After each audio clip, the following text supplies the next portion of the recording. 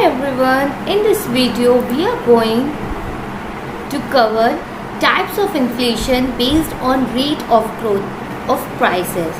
So this is Priya Vashne. So let us start. So first of all, we all know that inflation means persistent rise in the average price of goods and services, right? जो धीरे धीरे prices बढ़ते हैं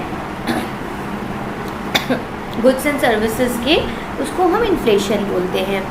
अब बात आती है कि इन्फ्लेशन के बहुत सारे प्रकार होते हैं, राइट? तो उसमें उनको हम अलग अलग तरीके से कैटेगराइज कर सकते हैं, जिसमें से एक कैटेगराइजेशन होता है on the basis of rate of growth of prices.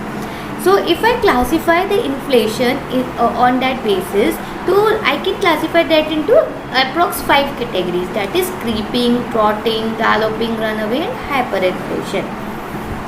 But before going into the core concept, let me just quickly take you through these few examples. तो आपने कभी छोटे बच्चे को क्रॉल करते हुए देखा है? जस्ट इमेजिन अ सिचुएशन जब वो छोटा सा बच्चा अपने घुटनों पे चलना स्टार्ट करता है, राइट? तो उस टाइम पे वो बहुत स्लोली चल रहा होता है, right? So that is actually associated with creeping. Trotting में धीरे धीरे जब वो चलना सीख जाता है तो वो घुटनों पे ही थोड़ा स्पीड में चल पाता है, दैट इज़ ट्रॉटिंग. अब थोड़ा सा अपना मोड चेंज करते हैं and let us go towards a horse. So अब ट्रॉटिंग तो हो गई, बट अब आती है स्पीड, थोड़ी बढ़ जाती है अच्छी खासी. एंड अब आप just imagine a horse, right, जो कि दौड़ रहा है, एक रेस में दौड़ रहा है, राइट? तो वो आप बोल सकते हैं कि एक और ज़्यादा स्पीड में बढ़ रहा है आगे, वो हो गया गैलोपिंग. अब सपोज़ करो कि वो हॉर्स आपका ऑलमोस्ट मतलब इतनी ज़्यादा उसने स्पीड बढ़ा ली है कि उसको कंट्रोल कर पाना बहुत मुश्किल हो रहा है, ठीक है? तो वो हो गया आपका रन अवे. एंड देन जब मतलब hyper inflation can be refer to, मतलब भाई अब तो उसकी स्पीड इतनी हो गई that it is out of control, ठीक है? तो अब मैं आती हूँ इसके कोर कॉन्सेप्ट पे. तो क्रीपिंग इन्फ्लेशन किसे कहेंगे? जैसे कि मैंने आपको अभी बताया कि creeping inflation is nothing but जब रेट ऑफ ग्रोथ जो होता है ना आपका, वो अप्रॉक्सीमेटली 4% तक है अगर, तो उसको बोला जाता है क्रीपिंग इन्फ्लेशन, राइट? अब यहाँ पे भी एक आपका पॉइंट है कि सी इन्फ्लेशन ना हमेशा कभी ये मत सोचना कि इन्फ्लेशन हो रही है तो ये एक नेगेटिव बात है, नहीं. Inflation represents growth, right? Inflation से ये पता चलता है कि इकोनॉमी ग्रो कर रही है. बट एज हमेशा बोला जाता है कि अति हर चीज़ की बुरी होती है, राइट? तो अगर इन्फ्लेशन भी आपकी बहुत ज़्यादा बढ़ जाती है तो वो खतरनाक हो जाती है. तो क्रीपिंग इन्फ्लेशन कहीं ना कहीं एक पॉजिटिवली लिया जाता है इसे, राइट? बिकॉज ये ग्रोथ को शो करता है एंड कहीं ना कहीं it is also referred to as price stability, right? So it is considered good for the economy as producers and traders both make reasonable profits which actually encourage them to invest more, ठीक है? सो ये हो गया creeping. तो इसको आप ऐसे भी याद रख सकते हैं कि जैसे मैंने यहाँ पे इस चाइल्ड का रेफरेंस दिया है कि जब बच्चा क्रॉल करना शुरू करता है धीरे धीरे, तो ये एक पॉजिटिव सिंबल है, राइट? कितनी खुशी होती है. तो वो पॉजिटिवनेस आपका क्रीपिंग इन्फ्लेशन को रिप्रेजेंट है, मतलब creeping inflation is not bad, ठीक है? नेक्स्ट आते हैं हम ट्रॉटिंग इन्फ्लेशन. ट्रॉटिंग इन्फ्लेशन कब होती है? जैसे मैंने बताया कि जब भाई ये थोड़ा स्पीड में भागने लगा तो वो ट्रॉटिंग हो गया, थोड़ा स्पीड उसकी बढ़ गई. तो ट्रॉटिंग कहीं ना कहीं it resides between creeping and galloping inflation, right? तो जब आपका क्रीपिंग इन्फ्लेशन इंक्रीज कर जाता है then that is called as trotting inflation.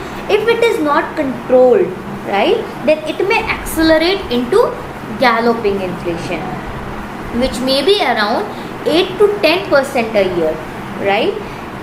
So galloping inflation जैसे नाम से पता चल रहा है अब स्पीड में बढ़ रहा है वो.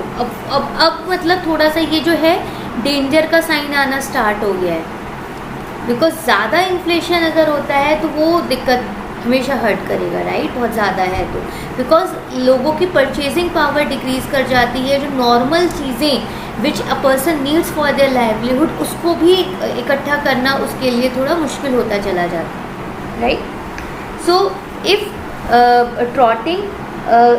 ट्रॉटिंग इन्फ्लेशन में accelerate into galloping inflation, right. Now if galloping inflation also accelerate, then it can actually spiral to runaway inflation.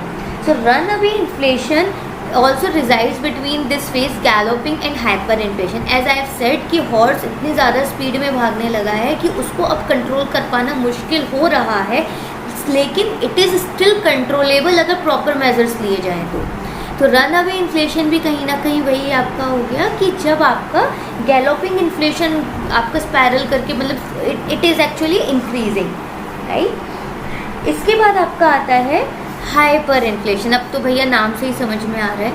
Hyper inflation में आप देख सकते हो कि मंथली जो इन्फ्लेशन रेट है वो 20 से 30% या उससे भी ज़्यादा पहुंच जाता है, यानी कि it is when prices are out of control, right. So and it is an inflationary cycle without any tendency toward equilibrium। यानी यहाँ पे मैंने जैसे बोला कि यहाँ पे तो फिर भी आपकी उम्मीद थी कि इसको कंट्रोल करके नीचे लेके आ जा सकता है, बट हाइपर इन्फ्लेशन में तो मतलब चीज़ें लिटरली आउट ऑफ कंट्रोल हो जाती हैं। So if I talk about little bit about hyper inflation more, then it is actually the result of reckless fiscal policy that creates excess money through deficit financing. So it may also be caused due to war, when fiscal resources and civilian production bases are diverted for military purposes, right? तो basically आपका ये मतलब इसके XYZ बहुत सारे reasons हो सकते हैं, लेकिन अगर ये बहुत ज़्यादा बढ़ा तो उससे it can actually lead to monetary collapse,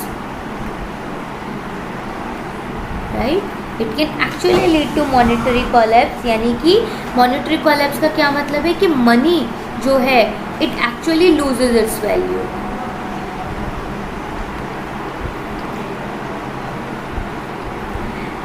right. So ये सब था आपका about the types of inflation. तो आप हमेशा इसको याद रखना कि CTG/RH, राइट, आप इसको ऐसे याद रख सकते हो CTG/RH। तो creeping, then trotting, then galloping, then run away, then hyper inflation. तो ये धीरे धीरे स्पीड बढ़ रही है, okay. So that's all for this. Thanks a lot, I hope you have enjoyed it. Thanks. See you in the next video. Bye bye.